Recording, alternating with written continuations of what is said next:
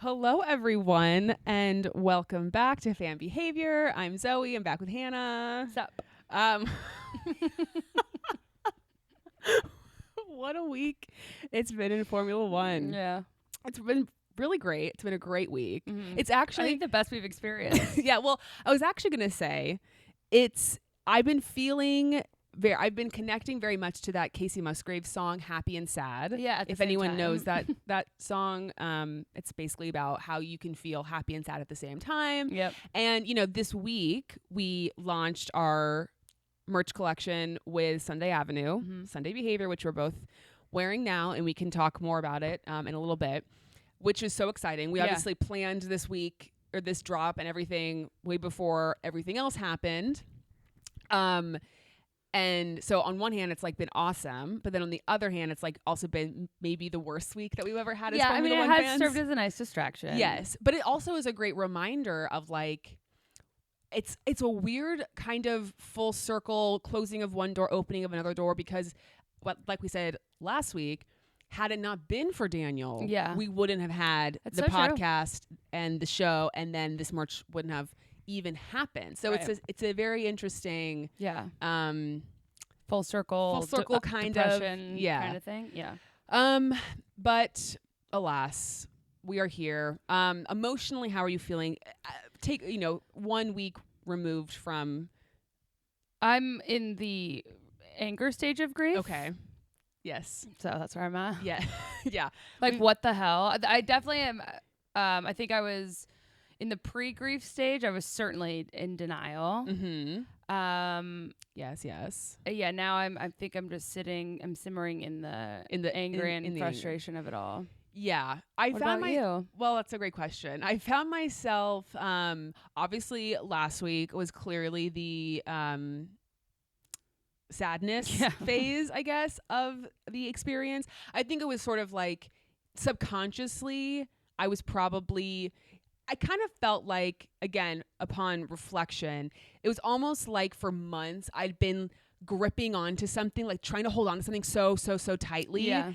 And knowing that you had to let go. Or I was trying so hard to hang on, but I was like slowly losing my grip. And then I finally let go and I fell, and it was like, yeah.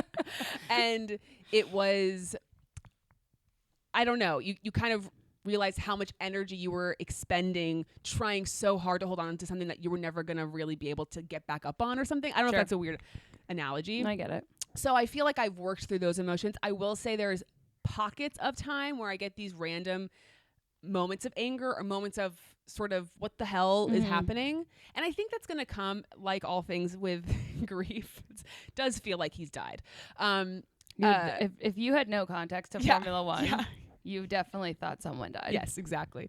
I'm sure when Austin comes around, I'm going to have a new surge of frustration and anger. By the way, did you see that this was personal attack for me specifically. There are posters like those flag style, like on a lamppost or whatever in Austin.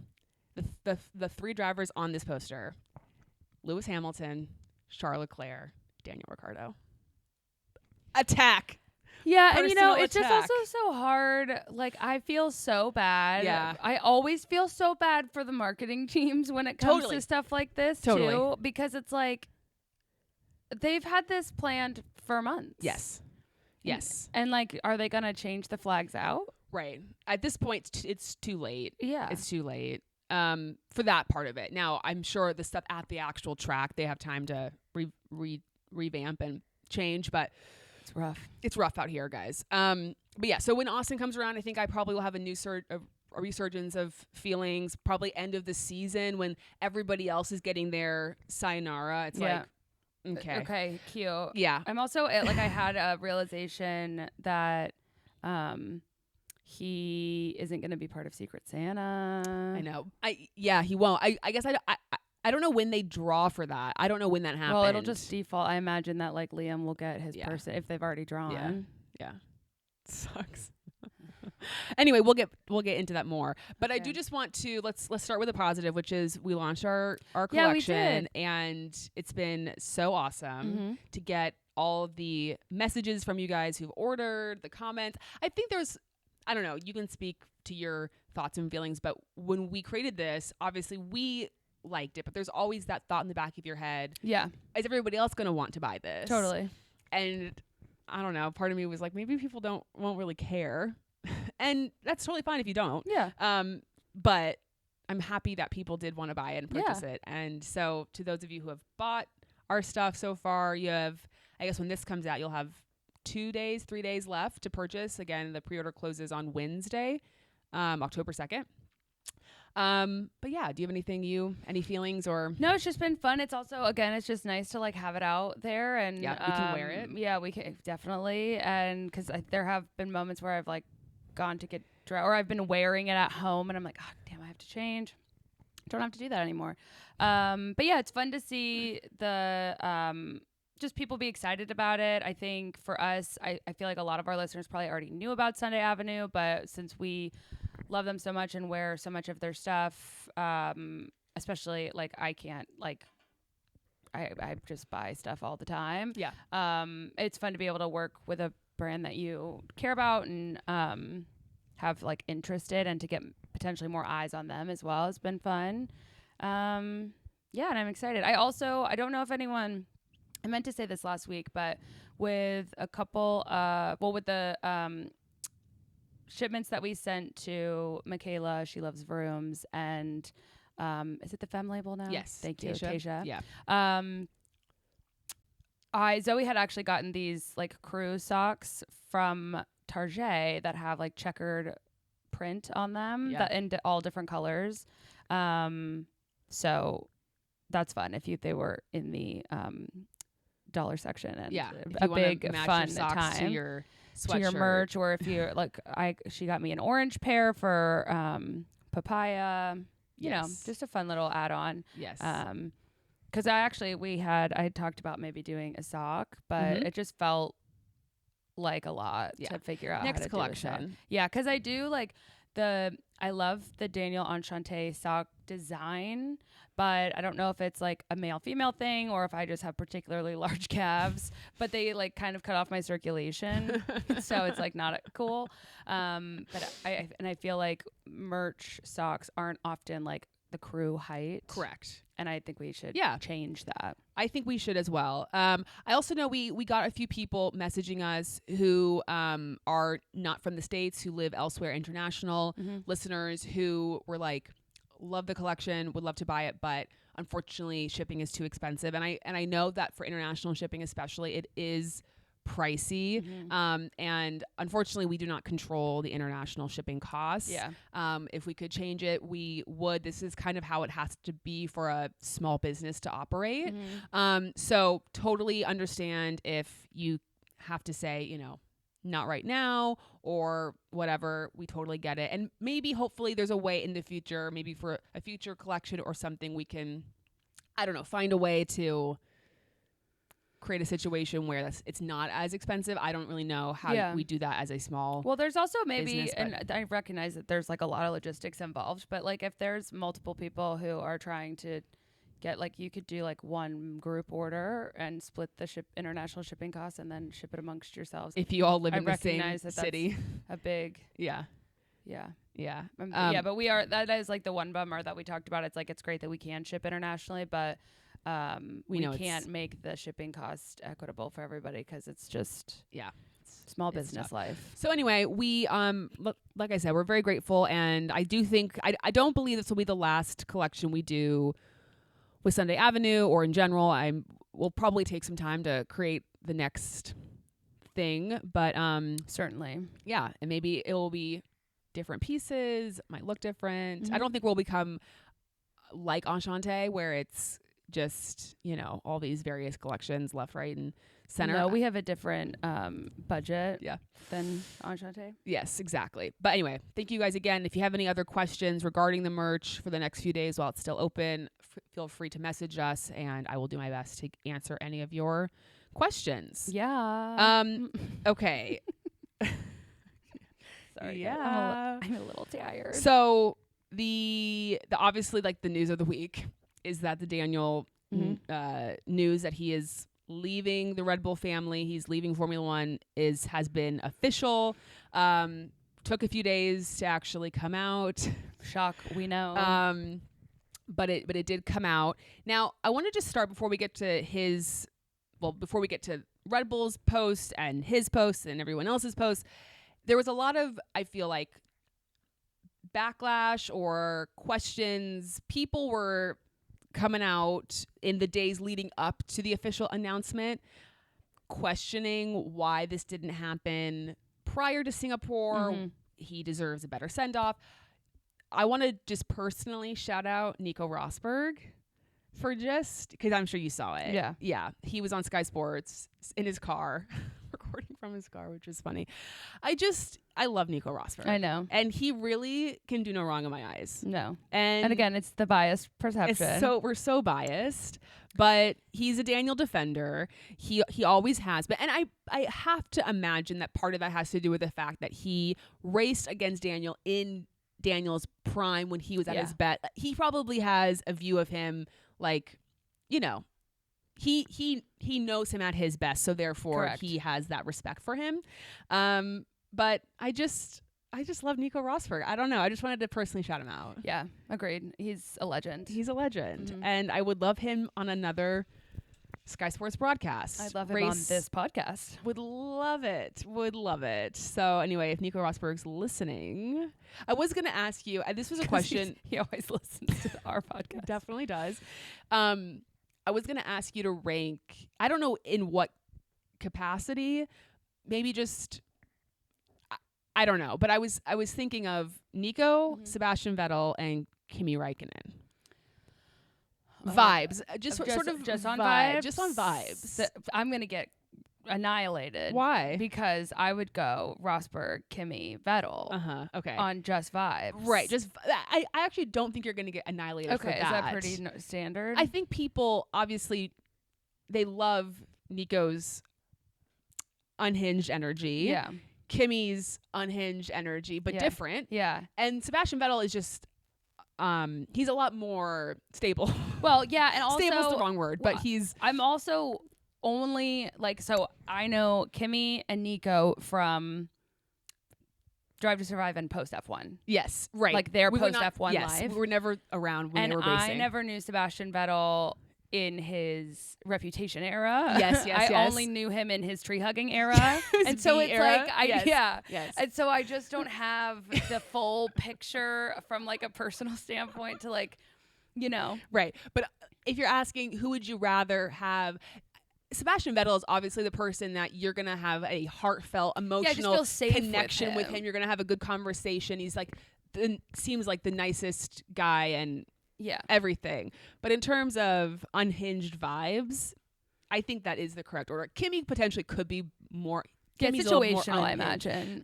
My favorite Kimi story is when I can't remember what year in Monaco, but when he crashed and then got on the boat. Yeah, I mean that's just iconic behavior, truly. Sunday behavior. Exactly. that is Sunday behavior. We should make a Instagram post of our favorite Sunday behavior moments. Okay. Like Kimi getting on the yacht, Max and Daniel crashing in Baku. Yep. Some of the just iconic Lando moments. breaking his trophy or someone else's trophy. He broke someone else's. It was Max's trophy. Yeah. The hand painted for 6 months trophy. Yeah. Anyway, okay. So then the announcement was made Thursday, I guess midday for us here. I think it was probably evening time in Europe. They did do it when Australia was asleep. I think it's just so telling that you've done something wrong. Because I was like, wow, all of Australia had to wake up to the news. You know, how sad for them. Depressing. It was still weird. The announcement that he was leaving was still strange because I thought that we were going to get a Daniel announces first. Daniel shares his news first, and then the teams announce what they're doing. Yeah. You know, kind of putting the power in his hands, which that would maybe mean that there was a lot more agreement on what was going on and more collaboration, let's just say. But F1 post, Daniel Ricciardo leaves RB. wasn't even. Yeah, it's leaves- very, again, sometimes the language is very specific. It was just kind of weird. And then V-Carb kind of posts sort of like a thank you, Daniel posts. Yeah. And it was just weird. Yep. Then Daniel shares his, and his post was much more I'm out. goodbye. Yeah. You know, retirement vibe. So, but then I don't know if you caught this, because I'm sure everybody did. You go into his comments, everyone who's like left comments, whatever, drivers, other people. But it was very notable to me how teams like Mercedes, Alpine were writing these really nice comments and even posts. Like I think Alpine obviously shared a post because he drove for them, McLaren, and Red Bull and V-Carb. It was just weird. It was very and of course peculiar. it's weird. Of course Yeah, it's weird. sure. But like, yeah. And even in Daniel's caption, he doesn't even make any mention of Red Bull specifically. He just was like to all the teams and something. It was just very generalized. We definitely think he's done. Yes. 100%. Yes. Okay. I that's what I believe. Yeah. I believe. I also don't think he. So then we'll get to this, but like then everyone's sharing the post, Yeah, I whatever, guess and that I is just when can't see him. I think he'd be like, guys, I'm coming back. Like, no need to. Or just, yeah, I mean, I just don't see it happening. Yeah. Well, when I first saw the RB statement, Yeah. and it was very specific that like he's leaving RB for a moment, I was just like, is it because he's going to Red Bull? And like, what a cluster you have made of all of this. Right. And then I guess, yeah, as people throughout the F1 community, drivers, photographers, Yes. all that started making, I was just like, okay. Because I Yes. feel like he would have said to Lewis, like, hey, man, you don't need to make a post. I'll see you in the Well, spring, in the March. well, he apparently was offered the reserve driver role. Cool. And he obviously turned it down because he knew there was You mean he didn't want to be the marketing animal well, again? he also knew there was basically no chance of him ever leading to anything again, like it did before. So he said, no, thank you. Here's what I need to happen. Yeah. I need a Drive to Survive bonus episode. Mm-hmm. Tell all with Daniel. Oh my God. Reunion style would be insane. But also, like, I want a book. Okay, or well, an hold explanation. Hold that thought. Hold it. We'll come back to that. Because yes, I'm so on the same page as you. Okay, but can we talk about all the people's posts and stuff? Sure. Okay, so of the drivers, and I could be wrong about this. Feel free to correct in the comments. But of the drivers who posted a grid post, okay, we got Esteban. Mm-hmm. Esteban's back in my good graces, you guys. Not that he was out of my good graces, but respect. Yeah. Respect. Brownie points. Brownie were points earned. for Esteban. Yeah. George Russell, Yep. of course. Who else? Did Lewis? Lewis. Yeah. Okay. Was that it for like main posts? Pierre? Pierre. Of course. And Yuki. Yeah. Yuki. It did look like he won a raffle in that photo. Yeah. Really did. But the one I was most surprised by was Lewis. Yes. And not surprised because I feel like Lewis is like they don't have a good relationship, but I feel like with Lewis, I don't know. There's always a sense. There's just something about this could just be my own thing with his like social media and stuff. Everything is so curated and specific, and for him to take the time to create a post with him, and again, I know this sounds dumb. No, it doesn't. But I thought the same thing. And the caption was so nice and so sweet. It really, when like Mac, and I'm not saying, of course, like social media is not an indicator of a person's relationship with someone. Of course. Just because you don't post on social media, it doesn't mean you love them any less or whatever. But it was kind of noticeable to me that, Max didn't share anything. Lando, I mean, they commented on his post, but they didn't actually post anything. It is weird to me that Lando didn't. Yeah.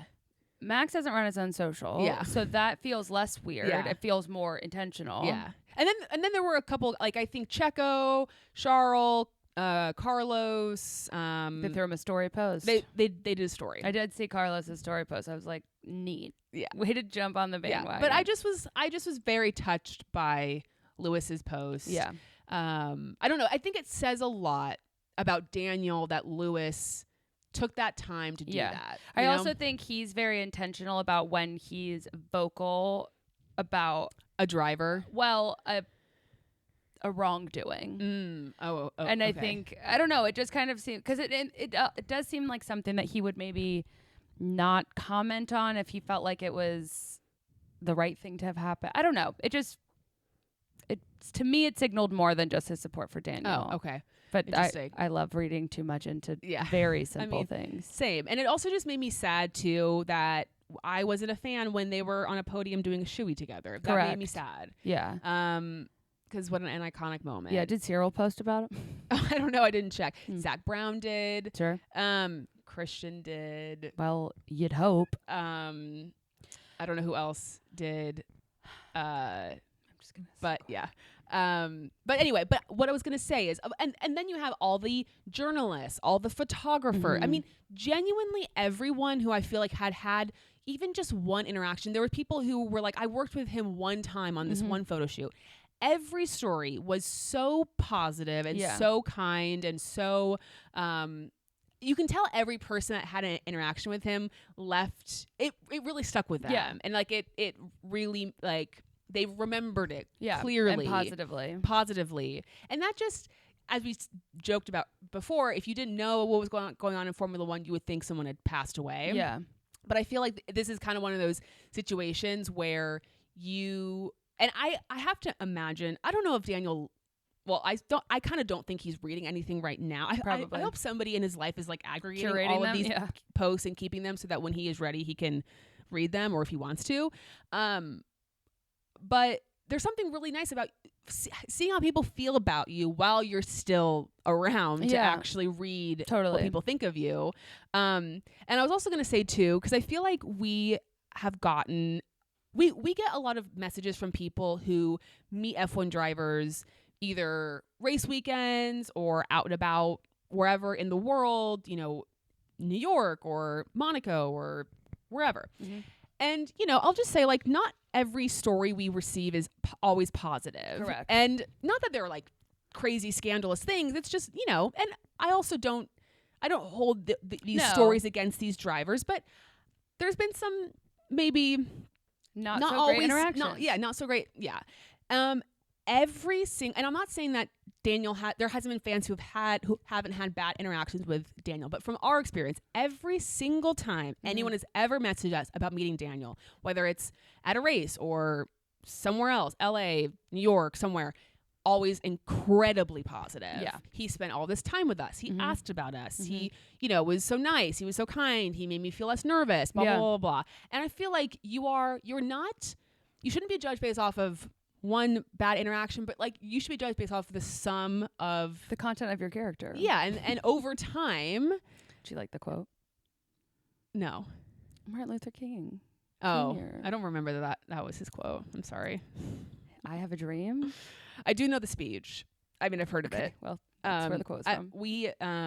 I could just tell it didn't register, so I just wanted to address register. it. Actually, side note, but my grandfather, growing up, he didn't make us. He offered to each of the grandchildren, if we memorize the Gettysburg Address, which is Abraham Lincoln's sort of address post-Civil War, that he would give us $100. Okay. And I think it was, I could be wrong about this, my dad can correct me.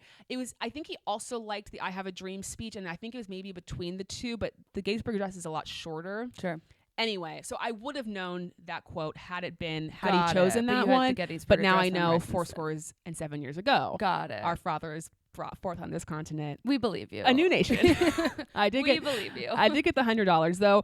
Would it surprise you that Hunter did it before I did? No. Yeah. He was like 7 and he did it. And I was probably like 13 by the time Hunter's always hustling for the cash. He's he's just like, yes, let's hustling. get $100 to say less. Yeah. That's my brother, by the way, for those who don't know. Anyway, I don't know. Oh, because you said the content of his character. Oh, yes.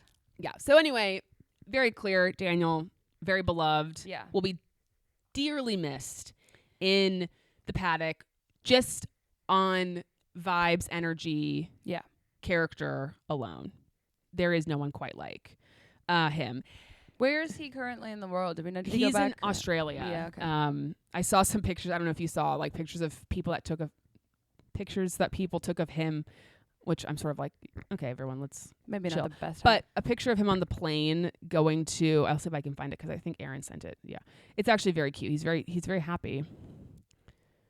Aw. Someone must have said something funny.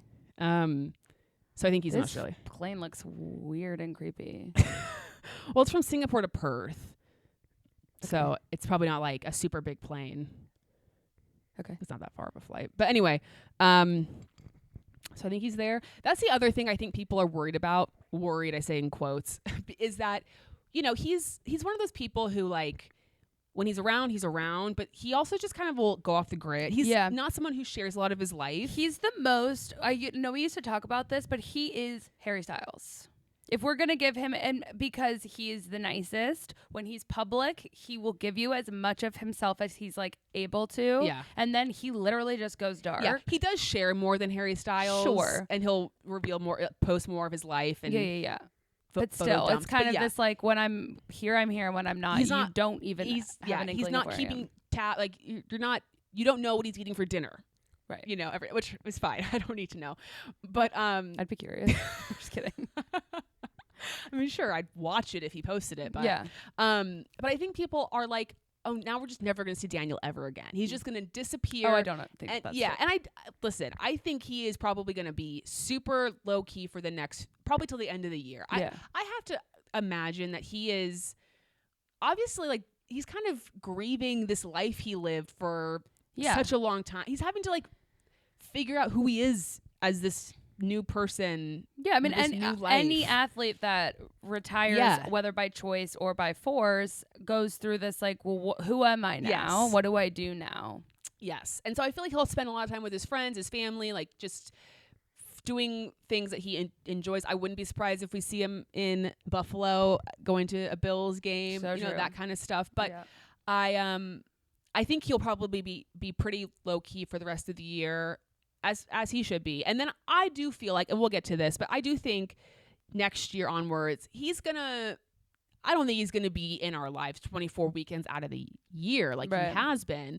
But I don't think Daniel's the kind of person too where I think he likes attention the appropriate amount, but he's someone who I feel like likes attention.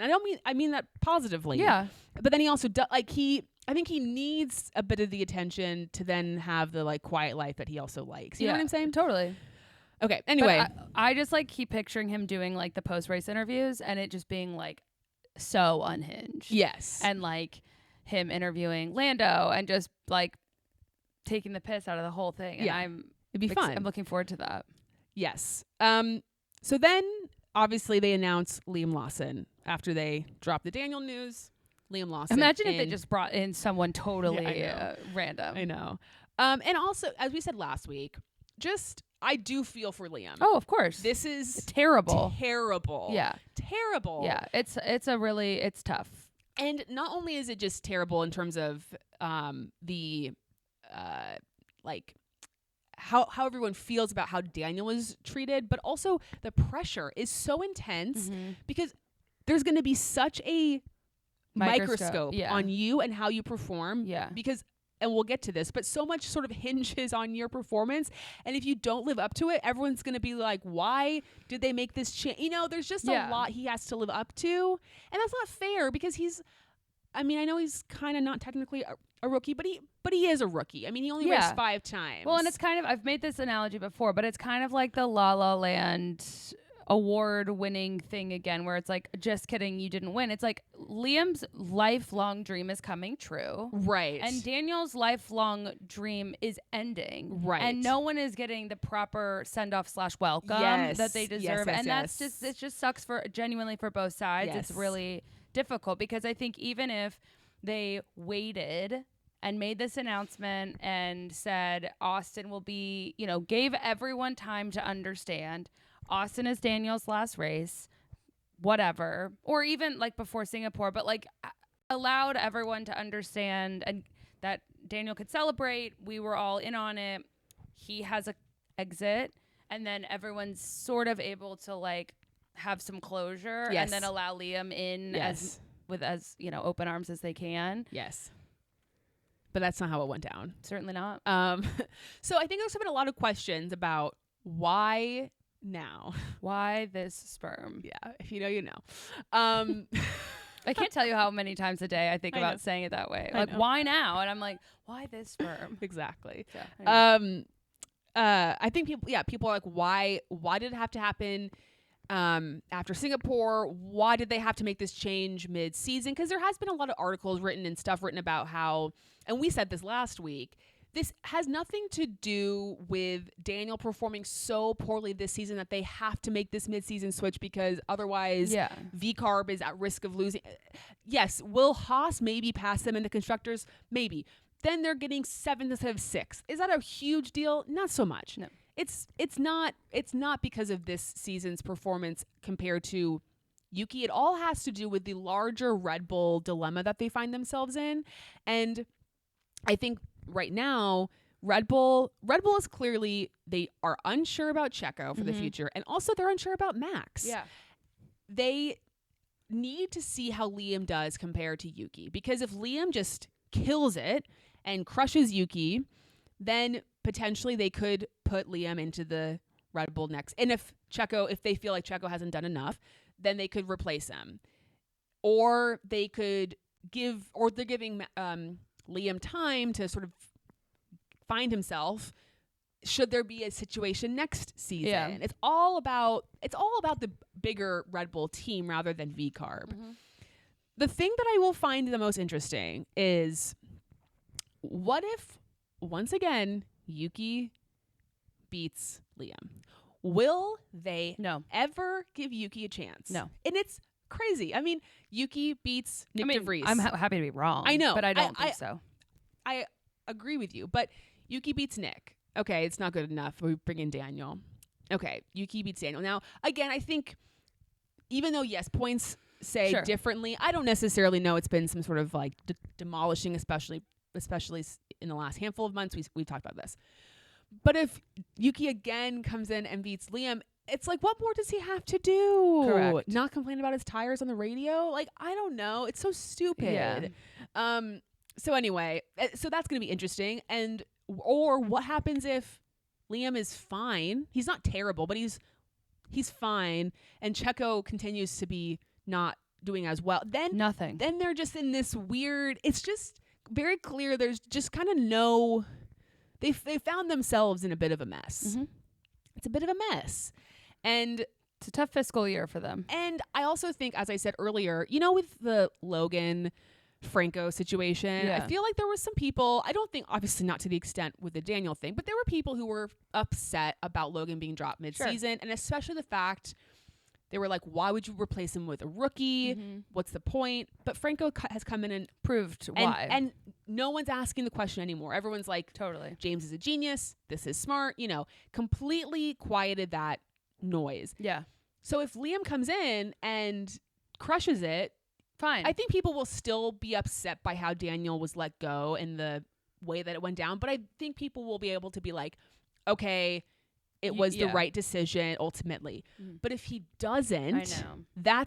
Then the question's just going to keep getting brought up, and Rebel will never be able to escape it. And I, again, happy to be wrong, and I don't wish this on Liam, but I kind of think that's how it's going to go, is that he's not going to perform so much better than Yuki and be so much better than where Daniel was at.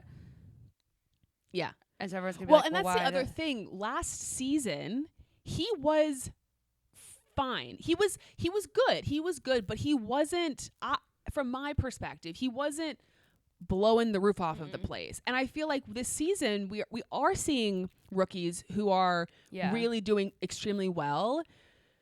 So I feel like our standard for what we're expecting, I feel like last year when Liam came in, our standard was kind of low. We were like, as long as he doesn't crash the car, he's going to be great. Because I feel like we've been through the Logan Sargent thing. We have been through the Nick DeVries sort of underperformance. We have been through, like Mick Schumacher and all these people, all these rookies who were kind of not really impressing.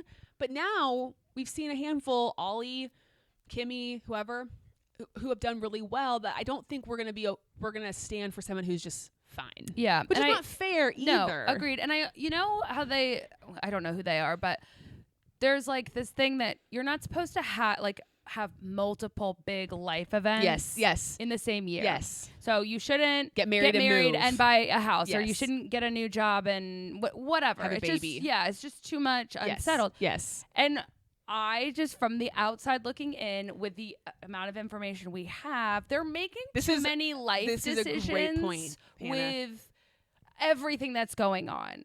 A lot of key players are leaving the organization. There's likely still some unrest and murmuring from what happened earlier in the year.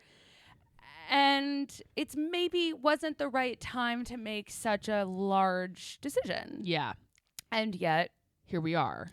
Right. And again, it's easy to, we always say this, you can't always judge a decision in hindsight because we don't know what's going to happen in 3 months or 2 months.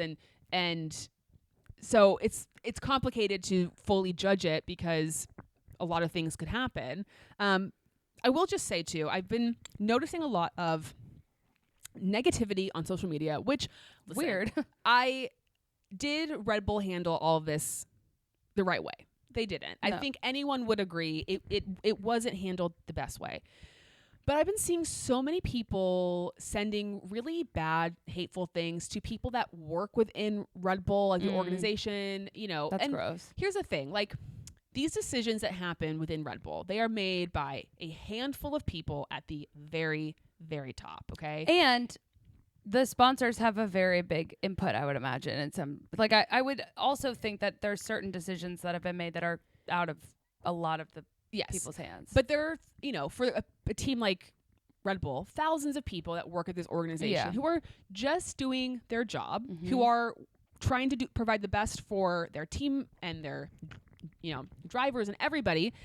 There's drivers who were fans of, as a team, like even the drivers, I mean, every single driver that drives for Red Bull is just doing their job. Yeah. They're just trying to do the best that they can do. They're not making these decisions ultimately. Right. And so I think we've always said this, two things can be true at once, and you can be upset and you can be critical of a team for things that they do, and you can also recognize and understand that there are a lot of other that doesn't mean the whole organization is terrible and everyone should the people you're commenting yelling at on social media are definitely not the people who were able to control any of this. Like the social media manager has no they're just doing their and they're job. Just as stressed out as you right now because their whole they're having to deal with the fallout. And also with you are a Max Verstappen fan, diehard fan. Therefore, you indirectly are a Red Bull Racing fan because he drives for that team. And you should. I mean, I don't want to speak for you, but I feel like you can hold those two things at the same time. Yeah. You can be upset with how Red Bull handled Daniel's departure, and you can still hope for a victory on Sunday. Totally. And I think that's important to remember. I know it's an emotional time. It's a heightened time.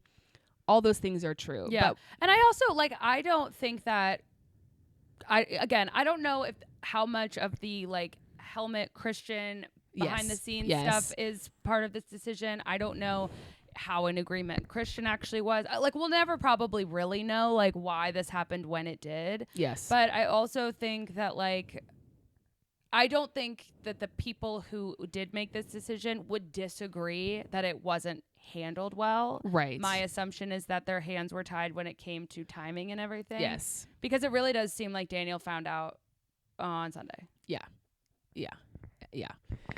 Or maybe Saturday night. Yeah. There was definitely there was some, because reports said that Liam found out about his seat a couple weeks earlier. I think there was a lot of, again, sort of, I don't know that Red Bull was entirely sure what they were going to do. I think they knew they were going to put Liam in a seat, but I don't know. I think everybody else was sort of they didn't know how they were going to shuffle the deck, so to speak. I think if you watch Daniel that weekend, the way that he was on Thursday, Friday versus how he was Saturday, Sunday, two very different people. Yeah. I don't believe he knew he was going to lose his seat prior to the weekend. No. And also makes me sad too that I think he had a handful of friends at the race, but yeah. I don't think his family was there. Yeah. I mean, just imagine you weren't even able to be. I mean, and I don't know if they would have been or Yeah. whatever. But they're also not that far away from Right. where that would suck too. Yeah. It's just there's a lot of things that there's suck so about much, it. Yeah, it's all a bummer. Okay, but I wanted to just go through a list. So I made a list of things that I thought Daniel could or should do. I see. Now that he's holding. retired. Yes. Now, obviously, he should do whatever the hell he wants to do. Amen. This is just a list of suggestions. Just lots of ideas. If he wants to just lay on the couch for the rest of his life, He literally can't do that. that's awesome. He doesn't have it in him. He should do whatever he wants. Okay, so obviously, I think the biggest thing people, or the most obvious thing people are talking about, is that he will do some sort of other racing series. He will race somewhere else. Of course, Really? some people have been saying. Of course, everyone says IndyCar, NASCAR, whatever. I mean, don't think that's gonna would I love it if he went to IndyCar? Of course, because Yeah. we could go to every single race. Yeah. I would be obsessed. Do I think he's going to do it? No, I don't. If this had happened to him maybe in his early 30s or his late 20s, okay, maybe he would have tried a different series, but he's 35. He's at an age where it's not a crazy age to retire. No. It's actually a very normal age to retire from. I think Sebastian Vettel retired at 34.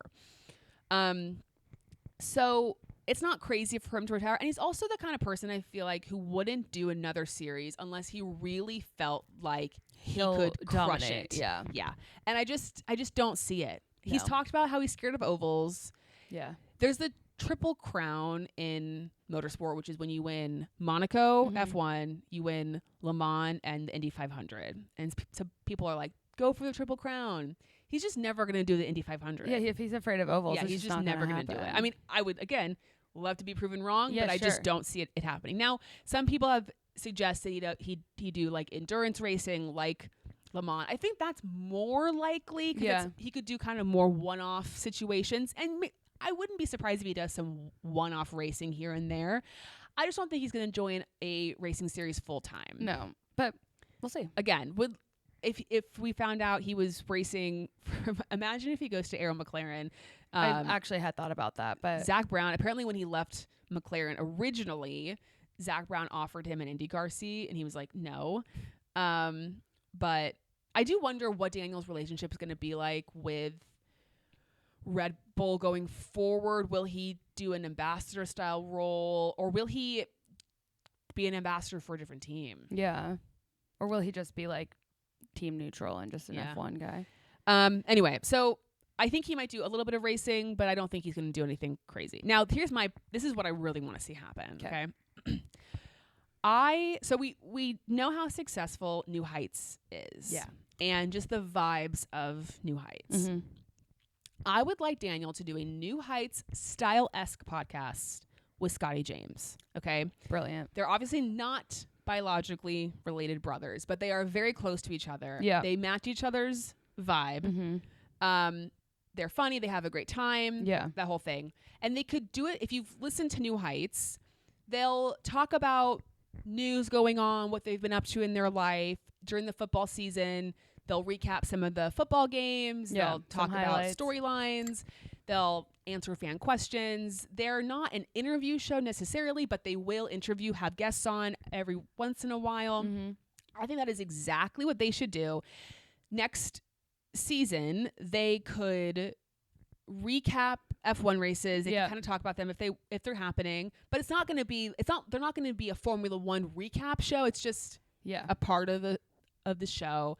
Again, they'll have their own fun little segments. And then I could also see them very easily having guests on when they want. Sure. Josh Allen. Yeah. Other fun people that they know within their community, lives, whatever.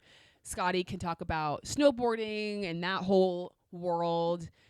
I just think it would be great. Oh yeah, they'd be And fantastic. I know that Daniel, do you remember when he there was some, I think Scotty put it out. There were some photos, videos of them recording a podcast together, maybe last year.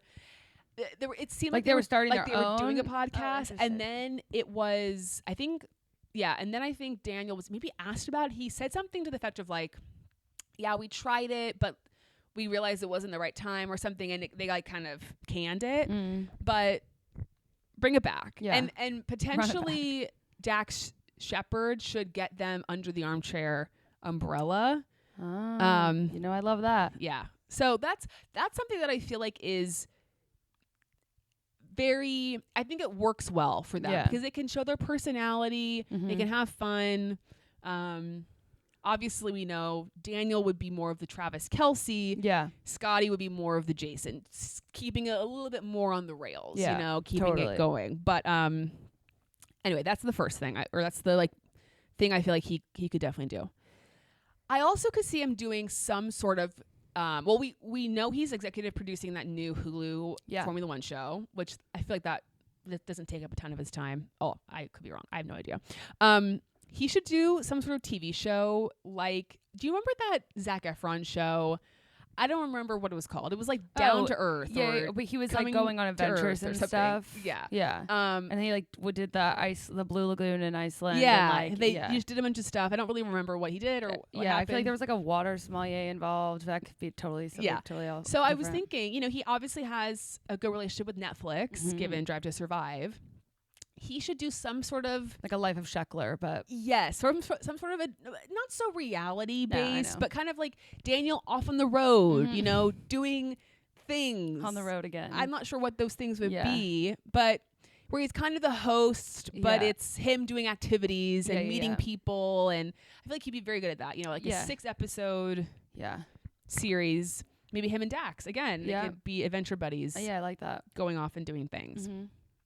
We also know he could potentially be an actor. Yeah, I know. I would love to see him host SNL or something. Oh, that would be great. Yeah. I don't feel like he's famous enough in America for it to happen. That's dumb. I know. He should be. But he would be great at that. Or just any sort of sitcom role. Yeah. Kind of, I'm envisioning a Modern Family type of vibe. He's like the neighbor across the street. I don't know, something like that. Yeah. Okay, now this one I'm curious to know your opinion on. Okay. Dancing with the Stars. I'd love it. I think he'd be great. James Hinchcliffe. I know. I mean, come on. I know. Hannah was so iconic. Hannah and I, our very first introduction to kind of anyone in like the motorsport space was James Hinchcliffe on Dancing with the Stars back in 2016. Yeah. We were obsessed. He's How fantastic. full circle our lives have come. It's you know? so amazing. It's so like when we were in Nashville last year and saw him at the bar we were at, I was just like, what is going on? Yeah, it was very funny. I go back and forth on this because on one hand, he'd be perfect for it because he has the personality. People would love him. Fans would love him. But to go back to the point about not doing something unless he feels like he could dominate, I feel like there's a part of him that wouldn't. I could see him not wanting to like dance. Yeah, to not want to like lose early. Or just like not be good at it. Yeah. I don't know. Maybe if they're listening, like James can just talk him through it and see if he's like skilled. Because I know James was nervous too, but like James was also just incredibly talented. He was at so dancing. good. He was and so I don't know. good. I don't think there's like really a translation from racing to dancing. No. But I do wonder like if Daniel has a, like natural rhythm that like it would translate. I don't know that he does. I'm not so sure. I don't know that he does. You know who definitely couldn't, like Max Verstappen. No. Couldn't happen. Lewis maybe, but he would never. No. Yeah, well, who would be the best F1 driver on Dancing with the Stars? I don't know. At this exact moment, and I don't know why, I feel like Lando could maybe. Oh, I don't see him as a very good dancer. Well, but I don't know. I'm just like maybe Yuki. Well, I thought that too, but too small. I don't think there's a I don't think there's a short enough.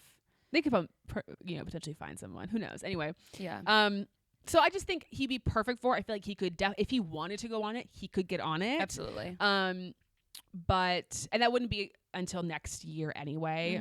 So he'd have some time to think about it, maybe process take a couple it. classes. I mean, he also loves LA, so he'd be based in Los Angeles. Yep.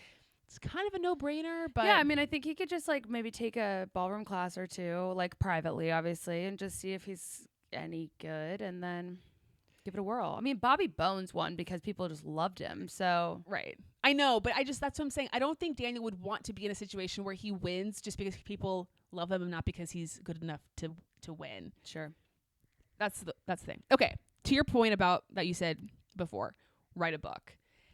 Now, I unfortunately feel like this. I do think that this will come, but I don't think it's going to come for a few years. Of course, there's I'm sure NDAs and he's going to need some time, some distance from the sport to really fully be able to talk about it. Sure, but there is so much. But like mention it all. So much I want to know about, and obviously we would. I mean, have you? Well, there's a book.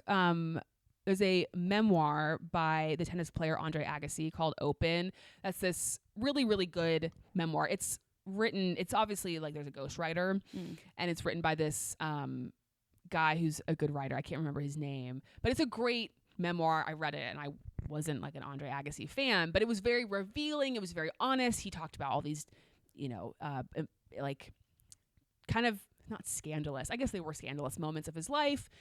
Relationships, blah, blah, blah, blah, blah.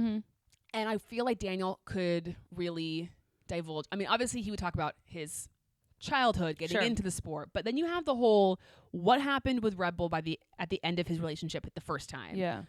Because I feel like he hasn't really shared his story. Why did he really leave? What was going on behind the scenes with Max? Then he goes to Renault. Okay, what were his thoughts at that point in time? Yeah. Why did he leave? The McLaren of it all. Then back with Red Bull and how this all ended. Yeah. And I'm sure he has tons of stories about like things that happened privately with, like some scandalous things or whatever. That would just be interesting to learn about if you would share. And that's the thing too. It's like, does he want to bring it up? Like, I don't know if he, like, in a way he can be kind of pot stir, but in another way he's not. He just like doesn't want to. He's not scandalous. Air dirty laundry, which is annoying. Yeah, like I know. I want to know. Yeah, like I just want to know. What was I gonna say? I think my fear is that he will write a book, but it'll be pretty watered down. Yeah. It's not gonna. It'll like give you something, but it's not enough. Really. It's not really gonna answer your question. It's not really gonna answer your question. Yeah, exactly. And if that's the way it's going to be, I'll still buy it, but like maybe just do something else instead. Yeah. And then obviously I think the other thing that's pretty obvious is people want him to join a broadcasting team, maybe Sky Sports, do F1 broadcasting. Now, I think you and I both can agree he is not cut out for race commentary. No. I just don't think that's where. Now, could he do an FP1 session? Sure. But he's not going to be in there with Crofty discussing whatever. It's just not his vibe. He's going to be doing more of the sort of fun packages prior to the race. Yep. Yuki and Pierre go to the go-karting track. Yeah, who has the dice, like run those games and fun stuff. games. Maybe the pre-race or the post-race interview, potentially, though that could even be a little bit too complicated for him. Yeah. But I actually think at some point I feel like we're going to get to a place where ESPN creates their own broadcasting team for F1 and we lose the Sky Sports of it all. I don't know what the pretty devastating. I don't know how long the partnership is with them. I don't know what that looks like contract wise, but I feel kind of certain that he would be hired in the ESPN broadcasting team if they chose to do. And again, I feel like that's something he'll do 2 or 3 years down the road, not right now. It's a little too fresh. I also just threw this out there as like a potential idea. Will he ever be like a Michael Strahan, Mario Lopez type? Like a host. Well, I wouldn't even say Michael Strahan's a host. I mean, I guess I guess he is. He's a TV personality. But, but yeah. On a panel, he's like, will he join Good Morning America? No, I don't think so. I could see more the Mario, like he's not going to host America's Funniest Home Videos or any of those things. Like, no, I don't think so. Okay. Not on any sort of consistent basis. Like, I could see him doing something like Randolph. I don't even know what that means. Who's Randolph? One-off, like a holiday special or, or like the Thanksgiving Day parade, even though he's Australian. Yeah. But like, no, I don't think he's going to be like a Ryan Seacrest or Michael Strahan or. Yeah. And where do we think he's going to spend his time? Is he going to split it or is he going to be in one place? I think he's going to probably go to LA. Okay. Most of the time. Yeah. Would be my guess. There's more opportunity there. Sure. Yeah. Yeah. That would be my guess, but again, who knows? He has a lot more time to Figure it out. to be and to do both. Right. Do you have anything that I didn't mention that you would like to see him do? No, the SNL thing was a thing, and then What? I'm just so pissed off. It really sucks. I do I am curious to see like if Enchante will evolve or if it will kind of stay like if he'll keep doing it how he's done it. Yes. I know. I'm curious about that too because I think there is something with that brand. I'm curious how much of the success of it has been because it's a Formula One driver's clothing line. Yeah. Does it change at all if it's just this retired Formula One driver's clothing line? Does the allure... I don't think from the active fan base of the brand it would change. Yeah. Like I wouldn't not buy something because he's not a driver anymore. Yeah. I owe him my life. No pressure. Yeah. I don't put that on his shoulders. No. I You're just gotta grateful. support. Yes, of course. Plus, if my wallet's full, yeah, go ahead and you'll empty take your it. money. Yeah, exactly. That's funny. Yeah, and like he has, I could also see him. I know he has like a karting team. Actually, Cute. Jack Doohan started his young career with Ricardo karting. So did Christian Lundgaard, and someone else too. I think was in his karting. But so I could see him doing more kind of grassroots, maybe in Australia or other places, getting young people into karting. I could keep going. I could see him owning some. Like I know Nico, I think owns like a endurance racing team. Well, haven't they opened up investing for MotoGP? Oh, because I feel like That's Lewis was great mentioning call. something. I feel like I could Great see him call. getting involved with Yep. that. So I could see him doing some more business style ventures that sort of he has his hand in some different pots, but he's not necessarily like that's his full time situation. Yeah, like Travis Kelce and Patrick invest in Alpine. Exactly. But I don't think he'll invest in Formula One. No. No. I don't think he's coming back. I know some people were like, he should be a principal. Guys, let's be real. He can't be a principal. That's crazy. He'd hate it. If we think, he'd hate it. He'd terrible hate at it. He'd be terrible at it. I mean, he'd be good in some parts of it, but he is not cut out like to the be the fun when content they part call of him it. in when he's on the wall and they do an interview. Yeah. He's like, "Can you believe that?" Yeah, no, he's not going to be, I don't think, involved in sort of the business side of Formula One. He doesn't want to be a CEO type. No. That's for the best. Yeah, it's for the best. He brings the vibes and the ideas. Yes. We all have strengths. We all have strength. Totally. I don't want to be a CEO. Totally. Nothing wrong with that. Okay, let's get to some of the questions before we wrap it up. Oh, yeah. So there were rumors that came out this week that Checo may announce his retirement at the Mexico GP, which has been a rumor that happens, I think, every year around the Mexico GP. And then Checo today posted to his Instagram story the scene from Wolf of Wall Street, the I'm not fucking leaving. Which basically is like he's not retiring. Now, I believe he's not retiring. Read the room. Well, I don't know. But I thought it was kind of funny, honestly. Oh, okay. But I don't believe he's retiring, but I do think it would be crazy to say that they're clearly Red Bull they're figuring stuff out. So like I don't know that his... Yeah, I mean, if he's retiring, what the hell was all this about? And they're going to be so screwed. So who's coming in? Yeah, I know. It's crazy. So anyway, apparently Checo is not retiring. Allegedly. We'll see how that goes. Okay, let's see. Do you think you'll do more merch items eventually in the future? Yeah, I'd like to. Yeah, I think we will. We talked with I like doing it with the team. I mean, again, we all have our strengths. Like they knew a lot more about this than we did, and it was helpful. And I like the small collection. And I mean, when we started talking about this, I did pull a lot from what Sunday Fangirls has done. I really like that it's kind of a special thing one time. I mean, and we might. I'm not saying we won't bring some of this stuff back, but I do think it's fun, and I like the pre-order aspect because we make sure we just buy what we need. Yeah. I think we felt like very much so there's a lot of merch out there and stuff. We don't want to just add stuff to add stuff unless we really feel like we like it and we want it and So I feel like in the future it's going to be, I think we'll try to be very intentional about everything that we put out.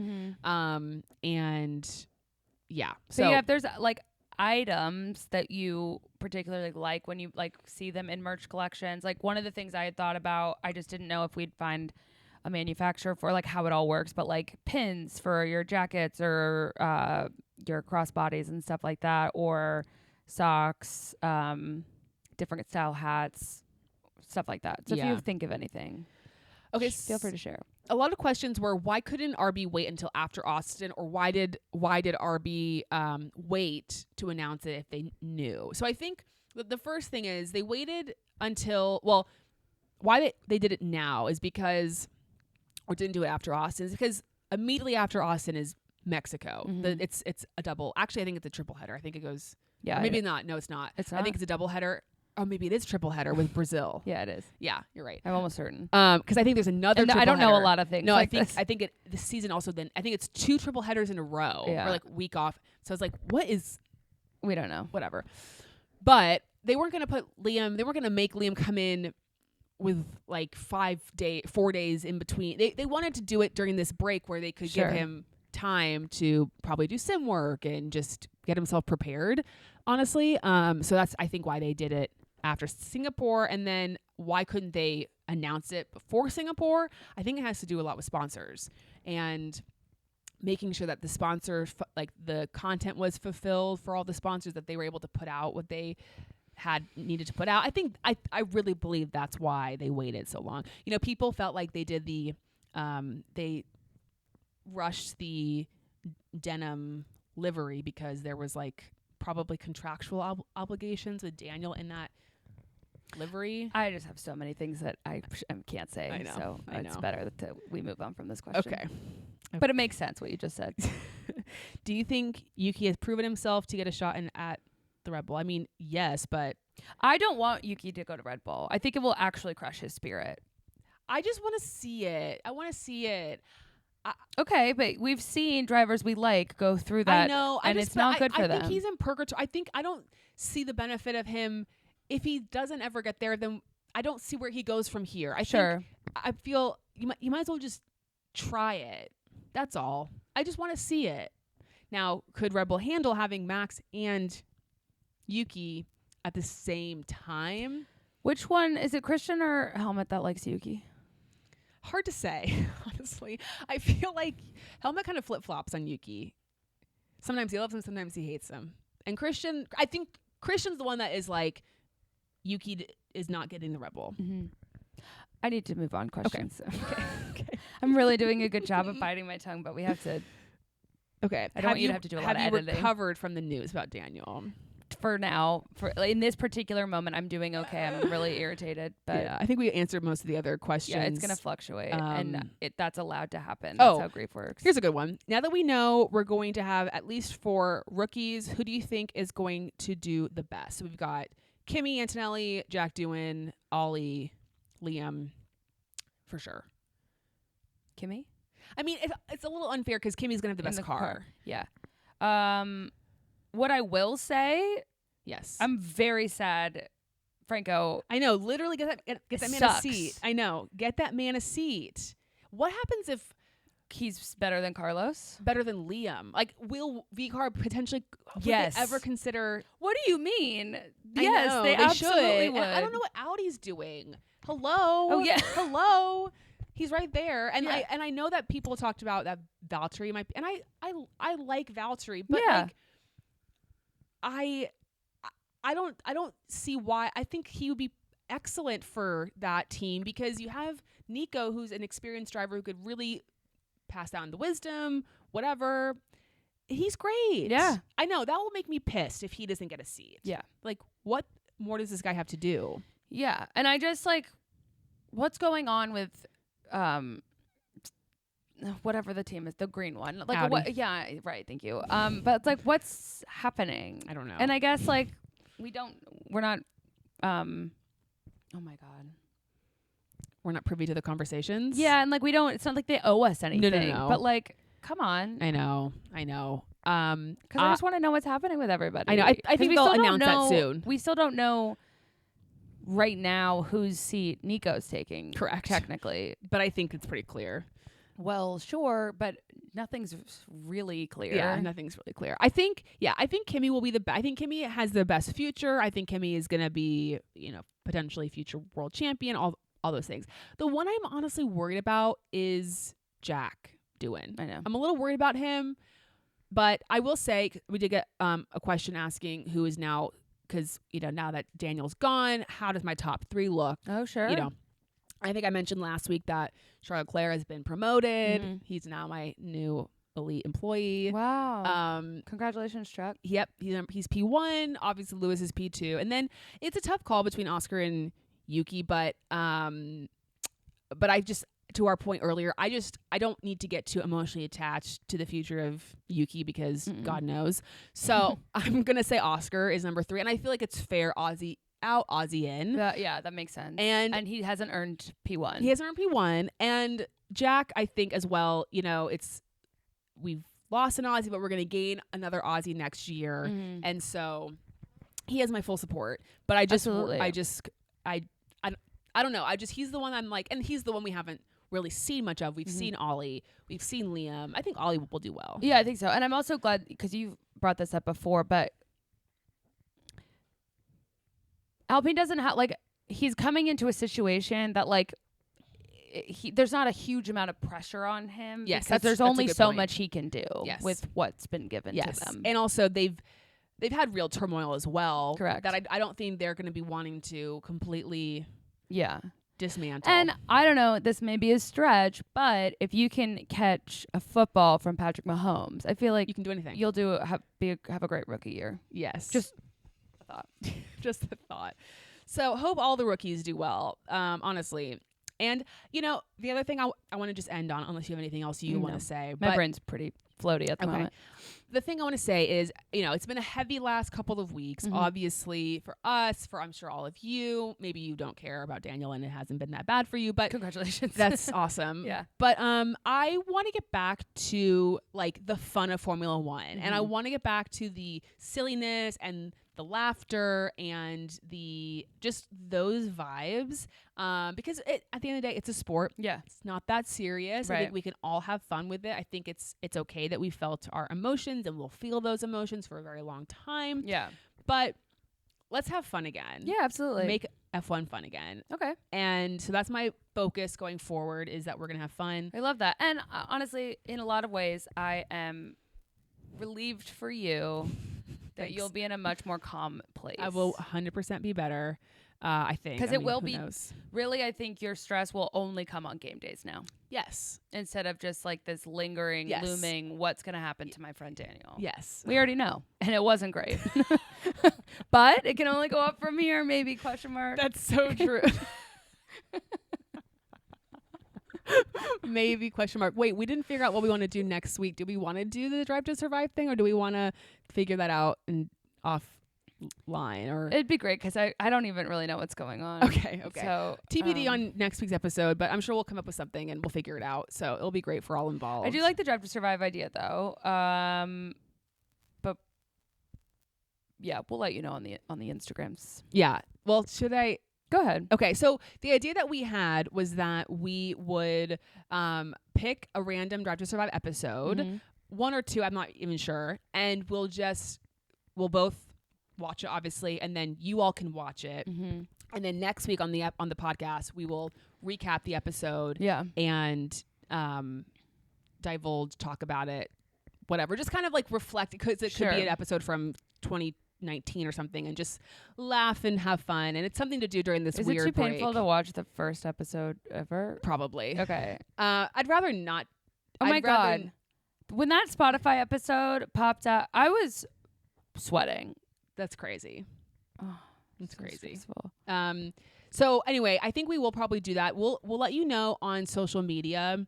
I'll figure it out after we stop recording, and I will also, if I remember, I'll put it in the description of this episode, the episode that we're going to do next week. So if you want to listen or watch it and then we can recap it, you can do it as well, but I'll share it on Instagram as well. Does that sound good to you? That sounds fantastic. Okay. Sublime. Wonderful. Well, thank you guys. And again, to all the people who reached out over the last week, who messaged, you know, it sounds, to some, it's a dumb thing. This man, Yeah. you don't even know, and you're like crying and sad and emotional. And listen, the girls that get it, and the girls that don't. Yeah. And you guys get it and understand and are there for us. And Excuse me. it really does mean so much. Like it's very sweet. And it's good to know we're all in this together. Yeah. Amen. High School Musical style. Together. So Together, everyone. anyway, thank you all for the support. Again, 3 more days to shop the collection if you want it before it's gone for good. And we'll see you guys next time on Shantae. I'm still trying to learn how to do the millennial heart. It's very, Gen Z.